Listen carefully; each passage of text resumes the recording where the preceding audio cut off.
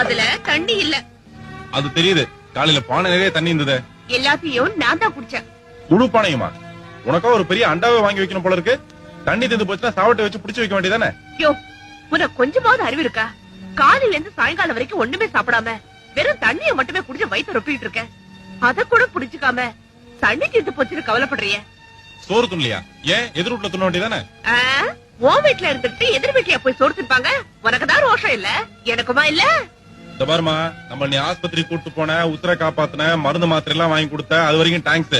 அதுக்காக நீ வந்து சோத்த வாங்கி கூட, அத்தை வாங்கி கூட, இத்த வாங்கி கூட நம்மள பேஜார் பண்ணாத. நானா சொன்னேன் உன்னை இந்த வீட்டுல வந்து குந்திக்க சொல்லி? சரியா, நான் அதான் வந்தேன். இனிமே நீயா உன் கையால எனக்கு வாங்கி கொடுத்தாதான் நான் சாப்பிடுவேன். இல்ல பசி பட்டி உண்ணாவிரதம் சாகும் வரை. திருட்டு தரமா நீ மாத்திரம் சாப்பிட்டு வந்த, அப்புறம் உன் வயிறு வலிக்கும். ஆமா.